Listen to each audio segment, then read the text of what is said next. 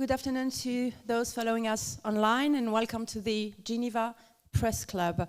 We are glad this afternoon to welcome the CIRID, Independent Centre for Research and Initiative for Dialogue, the CEDAC and their partners for a side event to the 58th session of the United Nations Human Rights Council. The topic of this event is democratic values and minority rights in the Global South. The term Global South has regained importance in political discourse, particularly in the context of increasing geopolitical tensions. The Global South is also undergoing a profound political transformations. The principles of democracy and human rights remain at the heart of political debates. This panel talk will precisely examine the evolution of democratic definitions and practice in the Global South.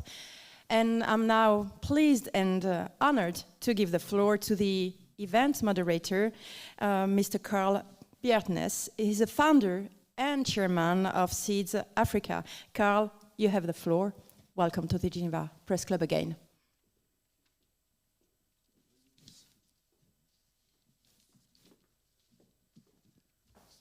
Distinguished guests, esteemed panelists, members of the audience, and ladies and gentlemen, it's a great honor for me to be here and for CEDAC and CIRID to be presenting this very important and timely subject, the Global South and democratic rights. So today, democracy is not a system of governance, but a commitment to inclusion, representation, and justice for all. Today, we'll explore the challenges and perspectives surrounding this theme, with insights from experts and human rights defenders working in various regions of the Global South. Each of our esteemed speakers brings unique perspective on democracy, minority rights, and the path toward inclusive governance. Their experience and work reflect the diverse challenges faced by different communities and the solutions that can lead to a sustainable peace and future and justice. Each panelist will have approximately 5 to 7 minutes for their intervention. We will then open the floor to a brief Q&A session before concluding with key takeaways. I would like to present, first of all, Erick Niragira, who is the president or chairman of CEDAC, that's the Centre d'Encadrement et de Développement des Anciens Combattants, a key figure in Burundi's reconciliation process with a background in conflict resolution and post-war reconstruction. Erick will share insights from Burundi's civil war era and its transition towards representative democracy. His experience in leading demobilization efforts among former combatants provides a unique perspective on the role of inclusion in democratic governance. The video, please.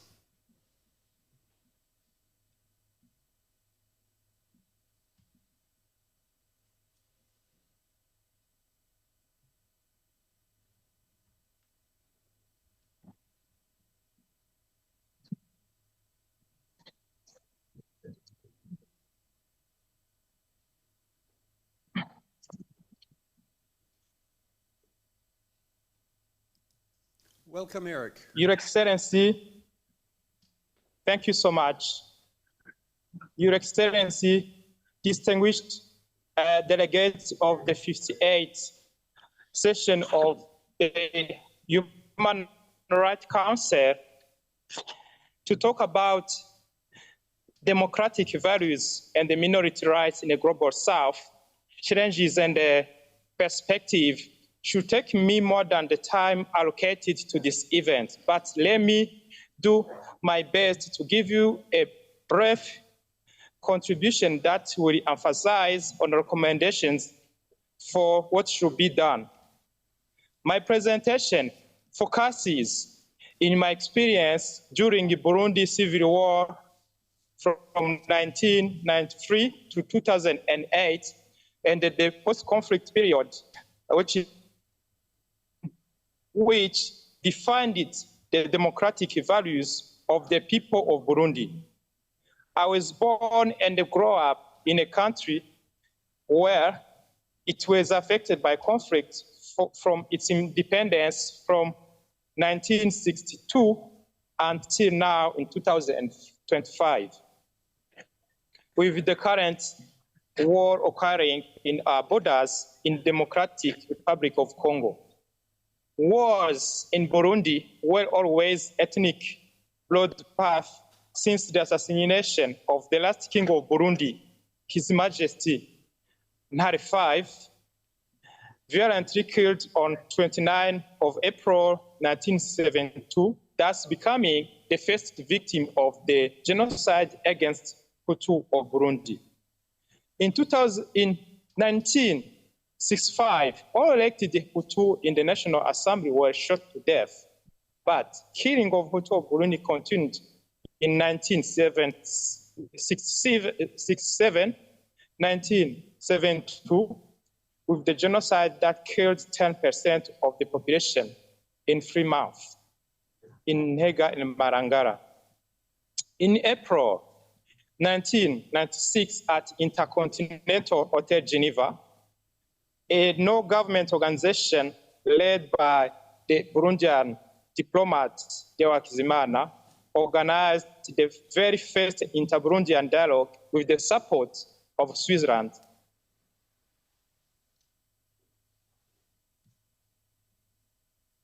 Under the auspices of the Organization of the African Unity and United Nations.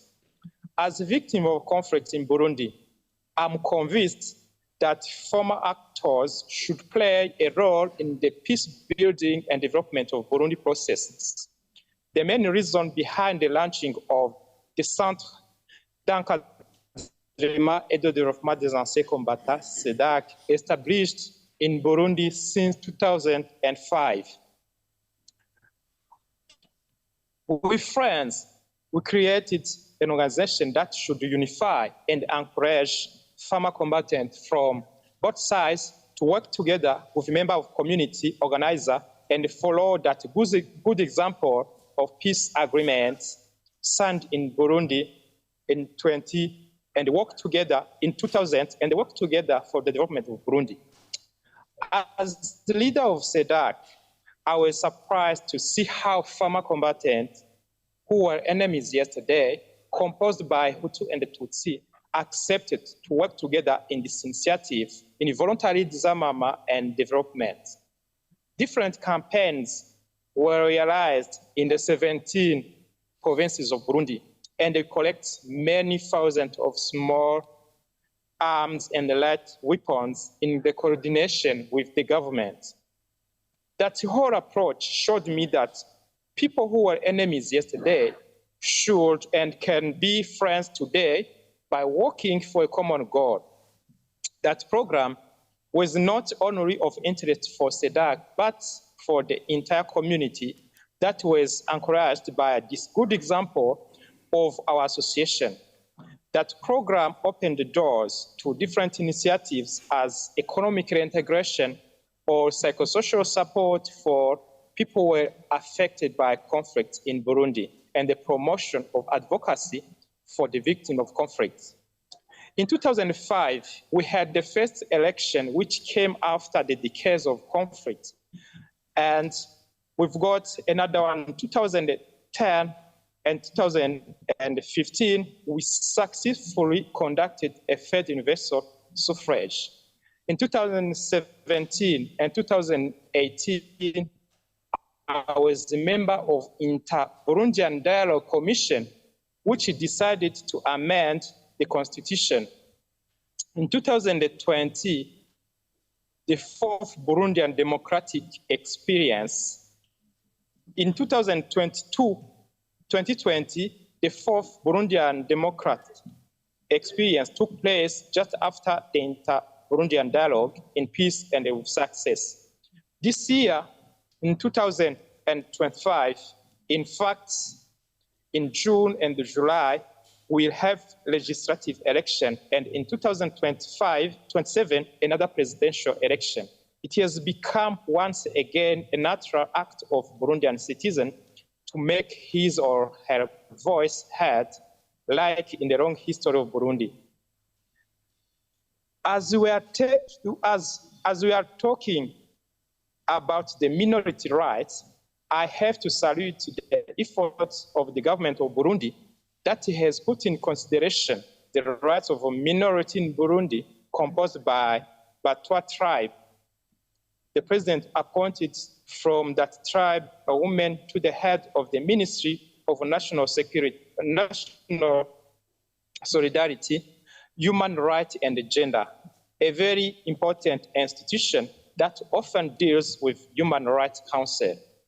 That should be a good example to follow in other countries of the Global South. As I was affected by conflict in Burundi, and I created an organization that has helped somehow in Burundi's building with the contribution of friends, of humanitarian friends of Burundi. Erick, can you conclude, please? That our experience shows what is happening in Democratic Republic of Congo. Therefore, as I'm concluding remark, I strongly support the plan presented by His Excellency Evariste Ndayishimiye, the President of Burundi. The 5-point plan for peace in DRC reflects some of the good examples on where Burundi came from, where we are, and where we are going. To also calls to the former head of state of Kenya, His Excellency President Uhuru Kenyatta, to continue its effort as a special envoy to the African Great Lakes. CEDAC will continue to give its contribution to peace and development, and as strongly be affected in development, the world would be better. Your Excellency, distinguished delegates, I thank you very much for your remark. Thank you, Erick. It was great hearing you. Now our next speaker is Anwar Mehmood Ur Rehman, a political scientist and human rights advocate who serves as the public relations officer of the Ahmadiyya Muslim community in Switzerland. He will address the critical issue of minority rights and democratic participation in the Global South, highlighting the challenges of discrimination faced by religious and ethnic minorities and the role of legal protections in securing their rights. Anwar, you have the floor. Do you have a microphone? No?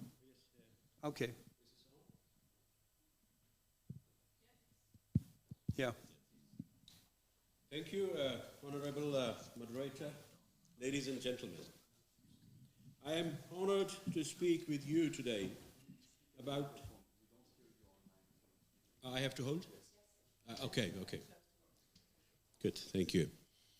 So, I am honored to speak with you today about the challenges and perspectives regarding democratic values and minority rights in the Global South. This region, often defined by its economic struggles, poverty, debt, food insecurity, and devastating effects of climate change, that has now become a focal point of the political transformation. While the Global South is facing structural challenges, it is also undergoing significant political change. This is a time when we must ask, how do nations in Global South define and protect democratic values? How can we ensure the rights of minorities are upheld? And how do these issues fit into the changing regional and global landscape? First, let us discuss the diverse forms of democracy in the Global South. Many countries in this region have embraced democratic system, but these systems take many forms. Some nations have constitutional democracies with free elections, while others are transitioning from authoritarian regimes or are experiencing political instability. In some cases, democratic values are still evolving and the process can be fragile. The challenge lies in geopolitical pressures that threaten the integrity of these democracies. As global power shifts, countries in the global south often face external influences and interference which can undermine their democratic situations. Rising foreign intervention and economic dependencies all threaten the sovereignty and democratic process of these nations. Moreover, economic challenges are impact the functioning of democracy. When poverty, inequality, and the lack of basic services dominate people's lives, democratic engagements often takes a back seat. In some cases, political decisions are influenced by economic elites and multinational corporations, further eroding the will of the people and weakening democratic legitimacy. Now, I'm turning to minority rights. This remains a central issue in the global south.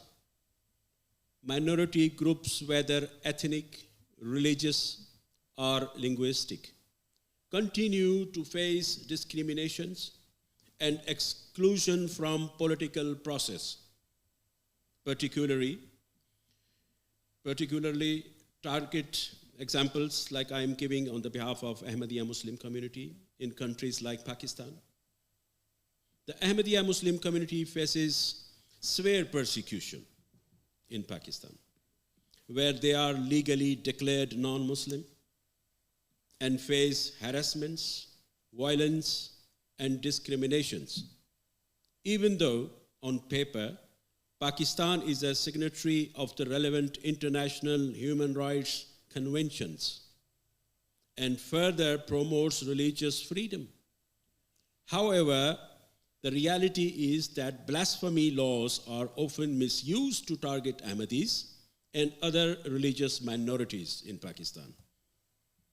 Many who have been imprisoned or even killed simply for practicing their faith. This kind of persecution must be addressed through stronger protections of religious freedom. Many nations have legal frameworks designed to protect minorities' rights. However, the implementations of these laws is often weak or inconsistent. While there may be constitutional provisions for the religious or ethnic minorities, enforcement remains a significant challenge. Countries may have anti-discrimination law and affirmative actions policies, but they are not always applied effectively, leaving many minorities vulnerable. The role of regional collaboration is addressing these issues is crucial. Countries in the global south often face similar challenges, and regional organizations like the African Union, ASEAN, and the South American Bloc play an important role in promoting democratic values and protecting minority rights. Anwar, 1 minute. Okay, I conclude. I'm coming to the conclusion as the global south continues to evolve politically and economically is essential. The democratic values and protection of minorities' rights remains at the center of our discussion. It is vital that we create an inclusive dialogue where the voices from the global south are actively heard, understood, and respected. Call on action. In closing, I urge the international community to support countries in the global south in strengthening their democratic institutions and safeguarding the rights of all citizens. I thank you. Thank you, Anwar. Now, our next speaker is Habib Ur Rehman. Is a prominent political activist and former spokesperson for the Jammu and Kashmir People's National Party. As a long-standing human rights defender, he has been at the forefront of advocating for democracy and social justice in Azad Jammu and Kashmir. Today, he will share his insights on the ongoing struggle of democratic governance and minority rights in the region. Over to you. He's not here. Honorable Chair, esteemed delegates, distinguished guests and members, it's an honor to stand before you today to address the issue that lies on the heart of the global democratic values and human rights, the situation of Azad Jammu and Kashmir. This region, while geographically located in South Asia, remains deeply shaped by the political, historical, and cultural dynamics that influence its governance, the rights of its people, and its capacity to embrace the democratic principles. Historical and political context of Azad Jammu and Kashmir. To understand the challenges faced by AJK, we must first acknowledge the complex political history. AJK is a part of the broader Jammu-Kashmir conflict that has lingered between India and Pakistan for decades. Although administered by occupied Pakistan, the region remains in state of the limbo, where the aspiration of its people are disregarded in favor of the geopolitical interests. The political landscape of the AJK is therefore marked by the overreaching control from Islamabad, which limits its autonomy and curtails the self-determination and freedom of its people. While AJK has the Legislative Assembly and Prime Minister, their power is severely restricted. The real authority rests with the Pakistan Ministry of Kashmir and Gilgit-Baltistan Affairs. Leaving local government with the little room to address the region pressing issue, this lack of autonomy stifles the region's ability to formulate the policies aligned with the needs and desire of its people. Furthermore, the military plays a dominant role in the region, exerting significant influence over the political, economic, and social spheres. This military presence restricts basic freedoms and suppressed the democratic values, making it nearly impossible for the democratic practices to take root in AJK. Challenge to democratic values in AJK. The challenge to democratic values in AJK are manifold and manifest in various forms. Political freedom and cornerstone of any democracy are severely limited. The freedom of expression, assembly, and the press are regularly compromised. Political dissent, activists and journalists face harassment, intimidations, and even imprisonment from simply expressing their views. This stifling of the dissent hampers open debate, crucial to function the democracy. Moreover, the concentration of the political power in Pakistan further weakens the democratic fabric of AJK. Local representatives have limited influence, and the voice of the region residents often go unheard. The absence of the local decision-making power means that the issue affecting the AJK people, from healthcare to education, are largely ignored by those in power. Electoral integrity and other serious concern. While elections are held periodically, they are heavily influenced by Pakistan political and military elites, leaving many to question the fairness and legitimacy of the electoral process. This undermines the very foundation of the democracy, as elections should reflect the will of the people, not the will of the external forces. Economical exclusions. Behind the political repressions, the people of AJK, particularly women and vulnerable groups, face severe economical exclusions. Access to employment opportunities, healthcare and social services is limited, exacerbating inequality in the region. This economical marginalization fuels broader social challenges and lead many, especially youth, to migrate abroad in search of the better prospects. The lack of the economic opportunity leaves AJK residents disillusioned, further hindering the region's development. Human rights violations. Human rights violations in AJK are widespread, with the extrajudicial killings, forced disappearance, and terror and torture becoming an all-too common reality. These abuses disproportionately target the political activists, journalists, and civil society groups who challenge the status quo. Unfortunately, the military heavy-handed presence and the lack of an independent judiciary prevent these violations from being properly addressed, creating a culture of impunity. Journalists who play the critical role in the holding power to account are routinely threatened and censored. These suppressions of the press undermine the ability of the civil society to function and curtail the region's capacity for democratic discourse. Additionally, AJK population is under the constant surveillance, with the political dissents, activists, and critics being monitored by the state. This surveillance is the direct attack on the civil liberties and democratic rights, as it creates an atmosphere of fear and self-censorship. Social and cultural challenges. Culturally, AJK face the erosion of its unique identities. The regional, local languages, traditions, and cultural expressions are overshadowed by Pakistan's dominant cultural narrative. This cultural homogenizing dimension, the diversity that has long defined AJK and marginalized communities, are left struggling to preserve their heritage. Education system AJK, although improved in terms of the literacy rate, remain heavily influenced by Pakistan priorities. This limits the ability of the AJK people to develop and inform electorate that fully understand their rights and the complexities of their political situation. Education content often overlook the region's unique cultural and political context, further sidelining local identities. Youth in AJK feel politically disconnected as there are few spaces for their voice to be heard. The lack of the inclusive political space for youth participation stifles their engagement with the political process, make it harder for them to influence decisions that directly affect their lives and futures. Role of the Pakistani government.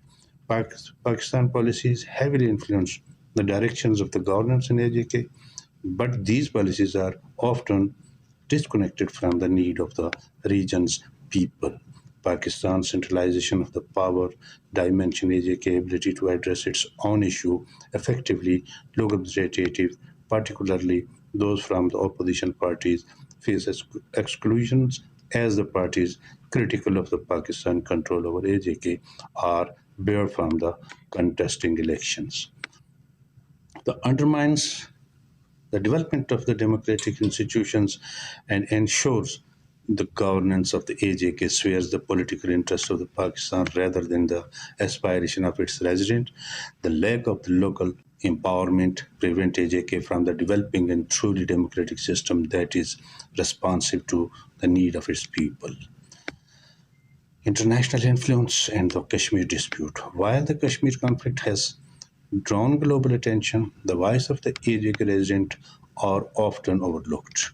The international community focuses primarily on the geopolitical aspects of the dispute between India and Pakistan, while the human rights and democratic concerns of AJK people remain marginalized. International human rights organizations have raised the concern about the situation in AJK, but meaningfully reforms have yet to be materialized.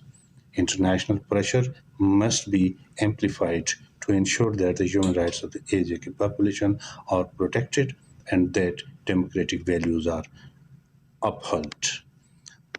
Respect of change. There is hope for the change. First and foremost, AJK needs greater autonomy, empower local government to make the decision on critical issues like education, healthcare, and economical policies, would foster more responsive political system. Greater autonomy would also allow the region to better reflect the needs and aspirations of its people.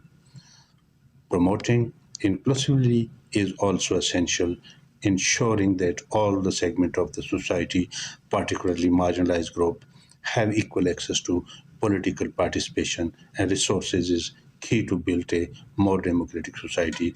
Civil society and human rights advocacy must be strengthened to hold the government accountable. The support of the international organizations like the UN, Amnesty International, and others is crucial is amplifying the voices of the marginalized groups, and pushing for the protection of the human rights in the region. Thank you very much.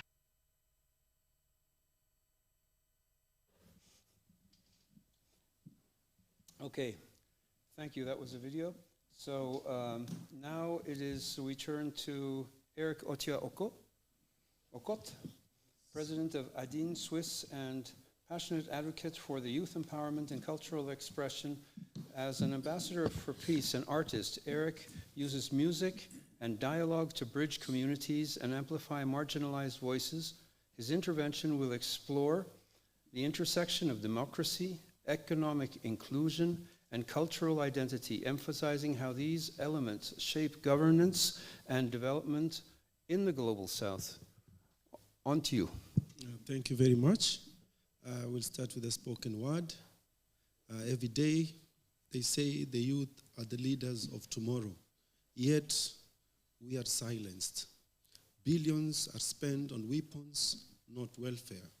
Technology advancing, but humanity retreating. They call it progress, but we see more poverty. Distinguished guests, esteemed panelists, it's an honor to speak on behalf of many unheard voices of the global south. Democracy, if it does not deliver dignity, inclusion, and opportunity, becomes a broken promise. We must go beyond political rights to economic empowerment, to social access, to meaningful participations. Integration should foster belonging, not control, but many are still locked out by language, by discrimination, by systems that were not built with us in mind. Migrants and refugees wait for years for recognition.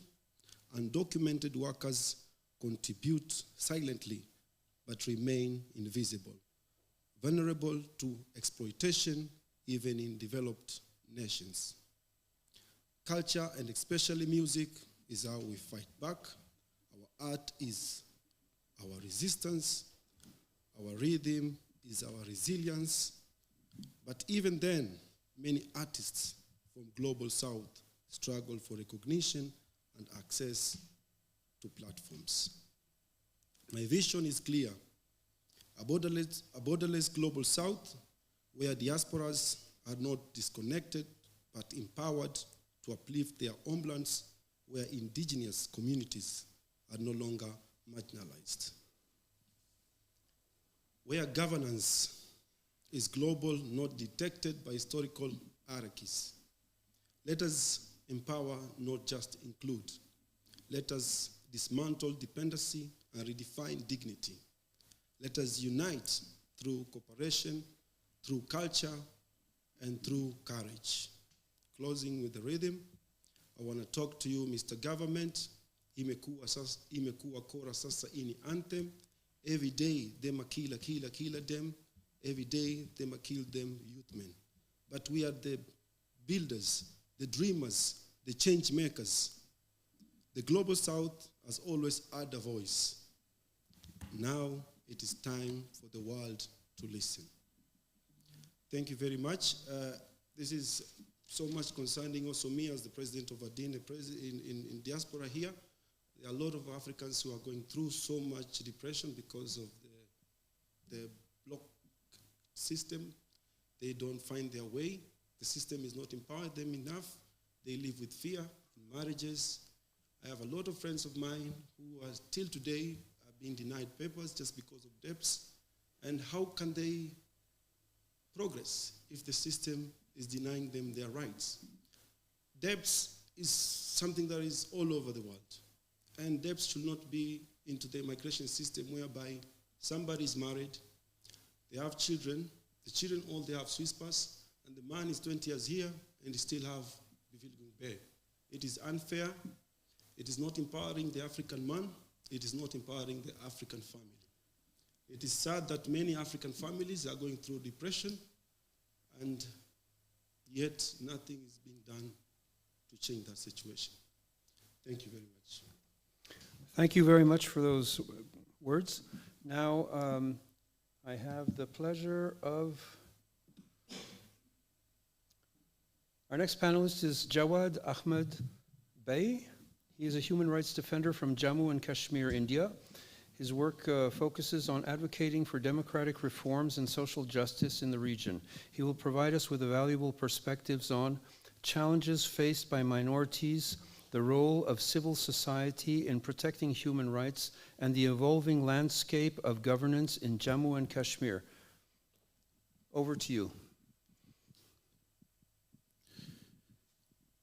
Ladies and gentlemen, esteemed panelists and members of this august gathering, I feel greatly honored and privileged to have been invited to speak about rights of minority communities. I am going to make my speech a bit different, as I would be speaking about the plight of ethnic and sectarian minorities of Pakistan-occupied Jammu and Kashmir and Pakistan-occupied Gilgit and Baltistan. POJK and POGB are both parts of India's union territories of Jammu and Kashmir and Ladakh, which are under illegal occupation of Pakistan since 1947. While on the face of it, both POJK and POGB are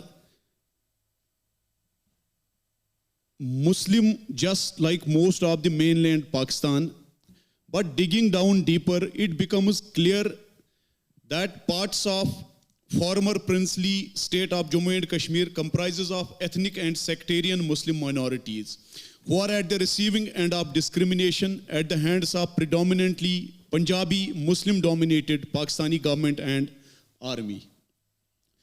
The region of POJK comprises of ethnic Muslim minority community of Pahari Muslims who speak Potawari Pahari language, which is closer to Dogri language spoken in Jammu region of India's Jammu and Kashmir. The region of POGB comprises both ethnic and sectarian Muslim minority communities. These include ethnic minority communities like Baltis, Shina, Wakhis, Burushaskis, etc. Furthermore, the region of POGB also comprises of large communities of Muslim minority sects like Shias, Ismailis, Nurbakhshiyas, and Ahmadiyyas. The ethnic and sectarian Muslim minority communities of POJK and POGB have long been oppressed by the mainland Pakistani ruling elite. I will be speaking about how the last 1 year has been for the people of POJK and POGB. First, I will speak about Pakistan-occupied Jammu and Kashmir, POJK.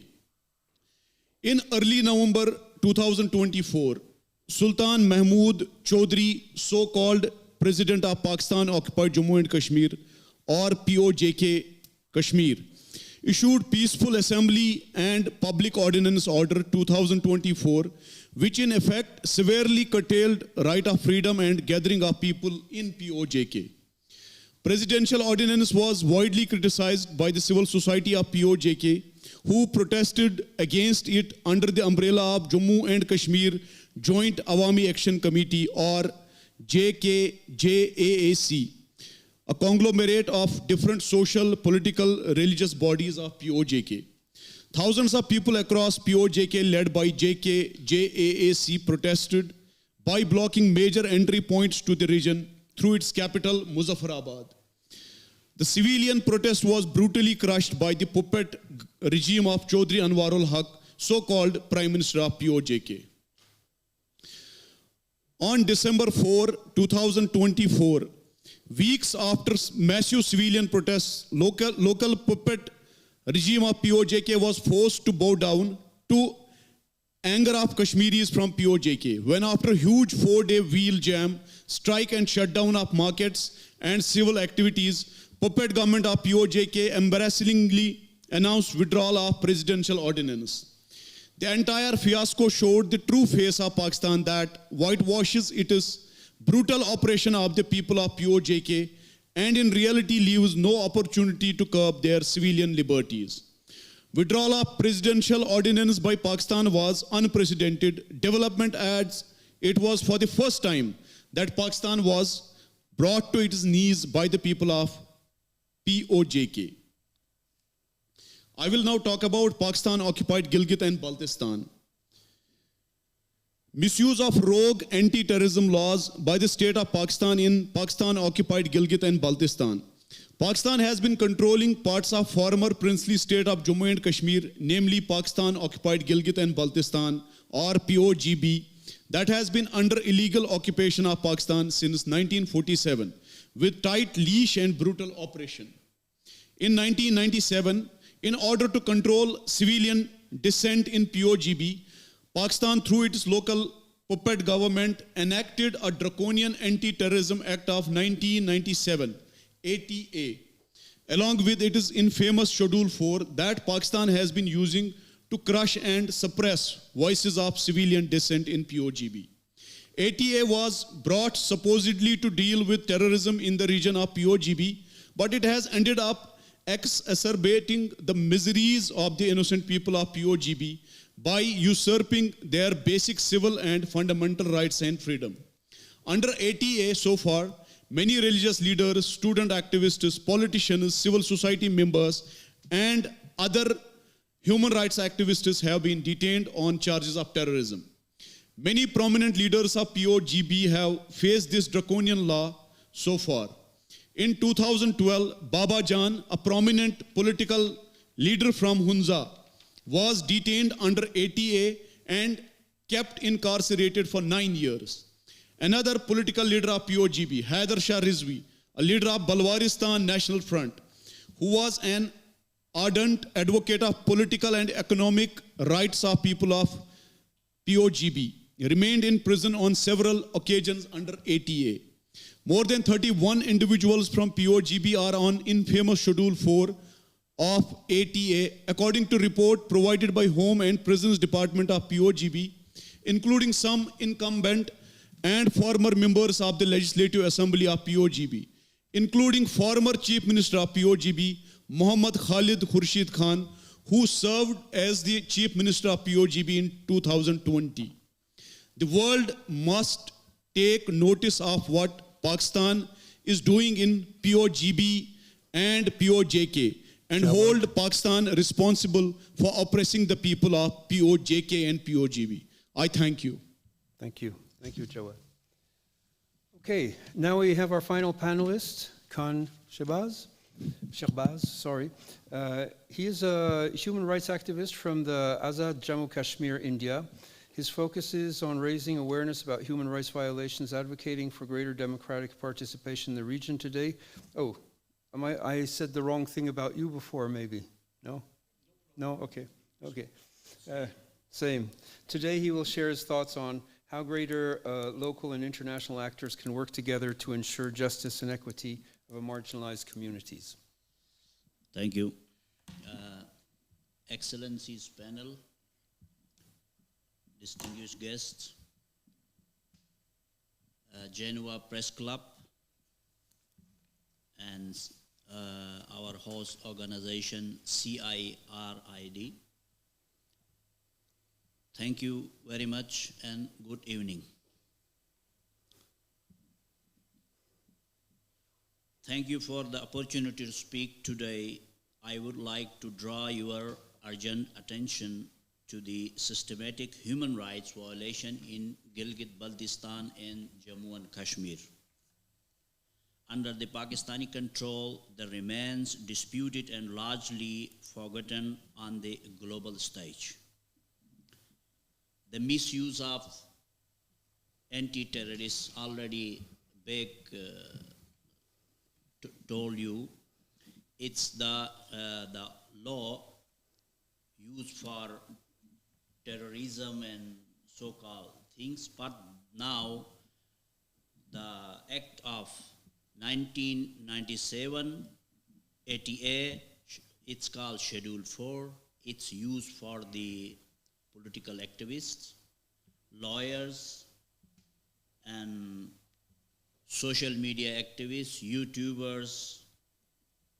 So this law to use for the anti-terrorism in 1997, they introduced for terrorism, religious extremism and so. But now they've forgotten this, and then now they use for the who are talk about political rights for autonomous in any region, both sides, Jammu and Kashmir or in Gilgit, in Azad Jammu and Kashmir or Gilgit-Baltistan. They use these things. This ATA used for the political victimization. But how no?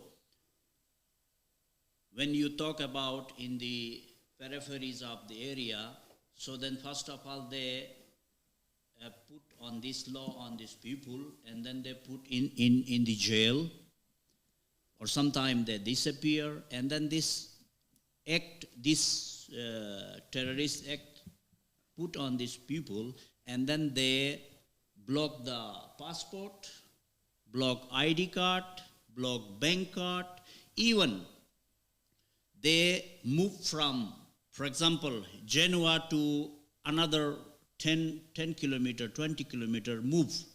Then they are monitoring, and then they say, why you are going there? But some of them, some are political and social activists, they have problem with the health, and then they are not allowed to, because in Gilgit-Baltistan, not a good hospitals to treat. For example, someone have kidneys problem, someone have a heart problem, someone have another, some critical diseases, so then they want to go to do treatment for the other big cities. But they say, no, we are not allowed you. You stay at home, stay at your small area, small town. So these are the anti-people laws, but these laws are for the other causes, but they use for the political, social, and other activists and the people. So the region, progressive activists, lawyers, and academics, and then the region-rich culture and poor representation. For example, we demand for autonomous rich assembly for we can decide how the people are deserving in the area. So then they say no, the assembly, so-called assembly, they are monitoring from capital of Pakistan, Islamabad, they monitoring all things, even they have no any law passed by the assembly, for example, for local rights, for anything. Always they dictate from the capital of Pakistan, Islamabad.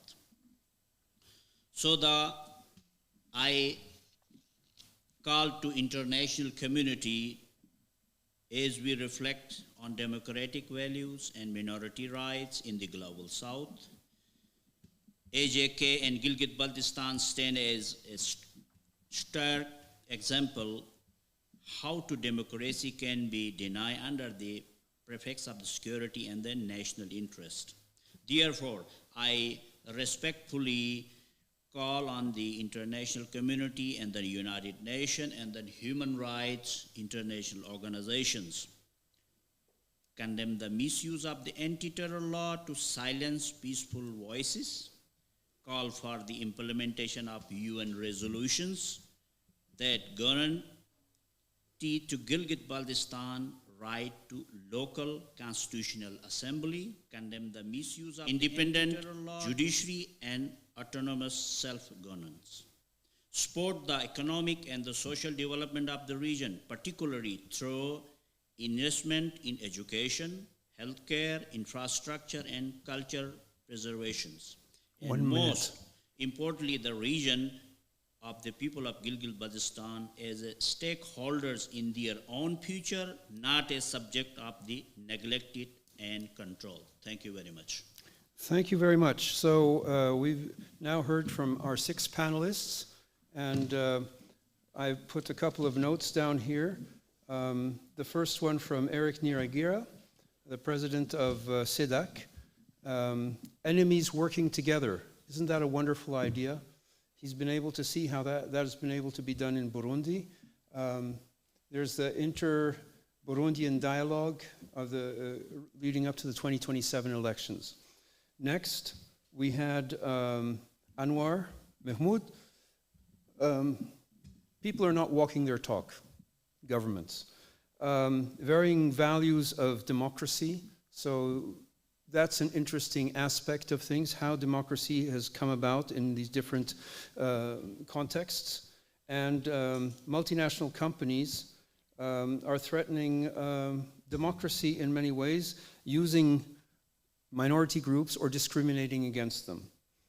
Then we had Habib Ur Rehman, censorship, fear overriding the power of the military is a problem. Good education is necessary. I think all of you mentioned the question of education. And exclusion, again, of certain groups, especially youth. And youth is the future, isn't it? So, and there we come to what you were saying, Erick Otia Okoth. Youth are the future of tomorrow. And where are they? Discriminated. They're migrating around the world. They're dying in the oceans. They're dying in prisons. They're dying being sold in spare parts. You didn't say that, I said that. But, yeah. Okay, so Jawad Beigh, government uses laws to stop activists looking for freedom. That's what I got out of your...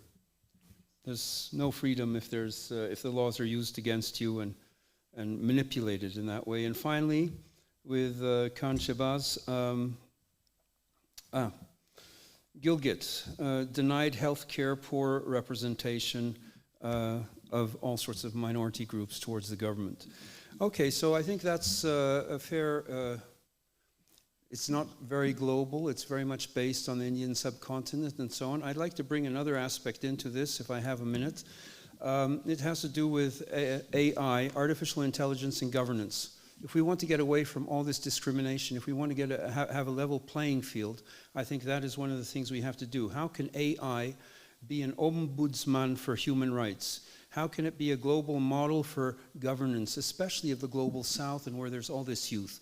And in that way, basically, I'll just read part of a statement I said yesterday.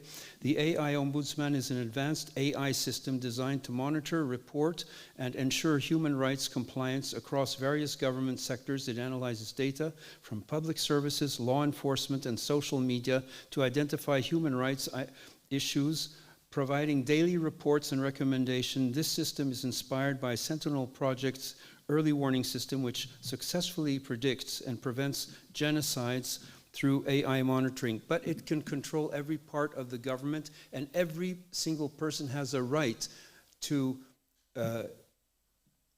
provide the data to the AI, whether it be in person with identified person or not. So those are the questions one can bring up. How can it be anonymous? Because I think that's what we're talking about. Otherwise, it's too easy for AI and everybody else to sort of target people. So thank you very much, everybody. Let's see if I have something else here. Yes. Any questions from the floor? I have a microphone, so we don't have any questions online yet, but please online give your comments or ask any questions, and I will pass the microphone to any questions. Okay, we have one here. Thank you very much. My name is Erick Otia Okoth. I'm a humanitarian and human rights activist on behalf of the International Civil Society in the UN Geneva since a while. But I have a question, specific question. Hopefully I can get an answer from the panelists. Yes, minority rights, it's crucial rights when we think under the human rights context. And in this panel, we are more focusing on Global South, which is a new concept. We are talking more on Global South in the UN New York more than in the UN Geneva. Yes, but it's important also to see which minority rights could be more protected and which minority rights will be not more protected than other minority rights. But if we see also some minority in country, African country like Burundi or Rwanda. But we can see also under the international geopolitical studies, can see other countries who are more or less comparable, like, for example, Qatar and Bahrain. But here, it's important to see the success stories, the positive aspect. We can learn. The question, please, Riyad. The question it is which minority rights could be we can hope to be more protected, and we'll also do all our best, but to learn more from successful stories, like in Southeast Asia. It's also comparable with Balkan region, but under Balkan region, minority rights are protected under other issues. Thank you. You understand my question? Yeah. Would somebody like to answer it? Huh? Yeah, well, no, but I mean, okay, one more question. Is there any other questions? Okay. Okay, so we'll take the questions and then we'll let those gentlemen answer. Thank you. Thank you, all the speakers. I want to ask to the people from Kashmir, Pakistan, and Azad Jammu and Kashmir. Is it possible for all groups involved in that conflict to find a common ground? Is it doable for you to have a conversation? Because the speaker from Burundi said they learned to speak with their enemies. And to the president of ADYNE Switzerland, what do you think the diaspora shall go to? What is the vision? Thank you. Okay, who wants to answer the first question? Can I answer this question? Okay, the first question, who wants to answer that? I couldn't understand that question. Okay, the question is what is the main right for minority that should be protected? I think that's it. What is the main minority right that should be protected? I think political rights. Political rights. Every religious and ethnic minorities should be protected, because the majoritarianism has always curtailed political rights of every minority group. This is the history speaking, not me. So it can be a cultural majority, or it can be an ethnic majority, or whatever. It has always been religious and ethnic majority trying to suppress religious and ethnic minorities. So one thing, let's choose religious. Religious, yes. Okay. No, religious, that's your answer. I got your question. Very important question. Yeah. Okay. And the next question, which is very much closer to my heart, since it is about Jammu and Kashmir. Brother, your suggestion, your idea is brilliant. Dialogue is the only way to settle all problems. But we cannot break bread with the killers of our families. I as an Indian Kashmiri Muslim, I'm always ready to sit with the people from other side of Kashmir. My brother here, Sherbaz Khan, he is from POGB, Pakistan Occupied Gilgit-Baltistan. My another brother, Anwar, he's from Pakistan, but living in Europe. His family was targeted, none other than his own people in Pakistan, only because he has a different faith other than the majority community there. When we talk here in this August gathering, 6 people were killed in my Jammu and Kashmir yesterday by Pakistani terrorists. How can we sit together and talk about peace? It's very difficult. We have always been ready, but we need to correct some historical facts.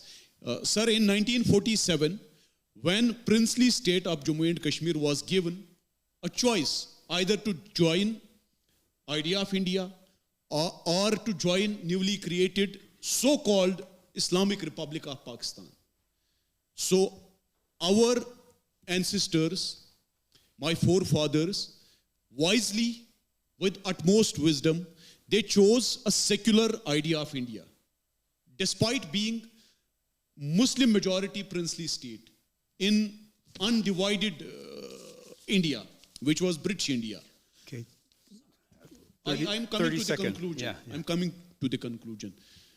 So my forefathers and sisters, they signed an instrument of accession with the Union of India. India has a legal and legitimate rights over Jammu, Kashmir, POGB and POJK, not Pakistan. Thank you. Thank you very much. Okay, I think Yes.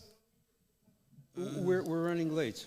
We're running late. Thank you very much. There is, Carl, there is Erick who wants Yes, to answer the question too. For me, what I think about the diaspora right now is that the global South should unite, because you see the challenges they are facing. You see these challenges they are facing here. It's really sad. They are going through mental health, and they are isolated at work with the system. You know, they are profiled. It's really sad because it makes them like they came all the way from their homelands to come here for better life, but the system is blocking their way out. So unity, to have borderless Africa, like ADYNE, all-inclusive government, like we have one people, one voice, one currency.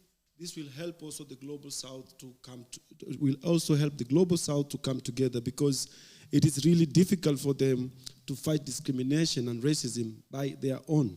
So it's sad, but the mental health that is continuing right now should really be addressed, because it's getting worse. Yes. And about the other topic that you said, I just believe that peace is something that we cannot really negotiate much about, because women and children are the ones suffering. So the more people keep on fighting, the more the grudge is continuing, the more there will be no agreement of peace.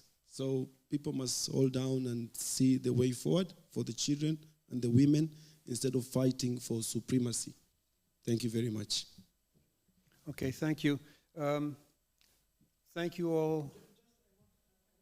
Riyadh, please. We have to finish.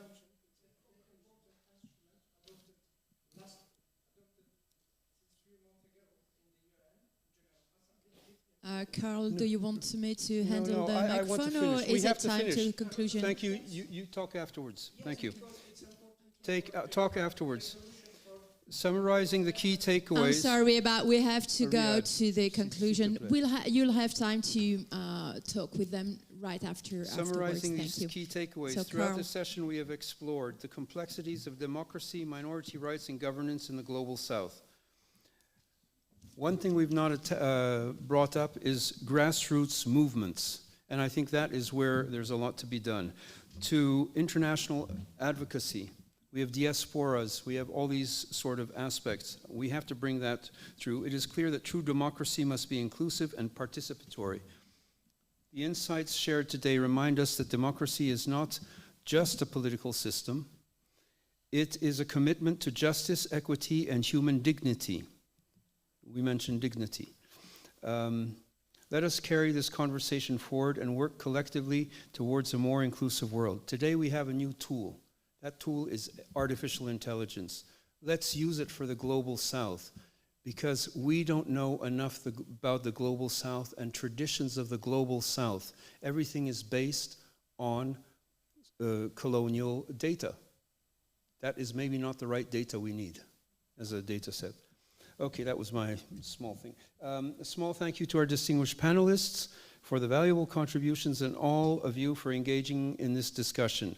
We encourage you to continue this dialogue as we've been doing at the 58th session. Thank you very much, everybody.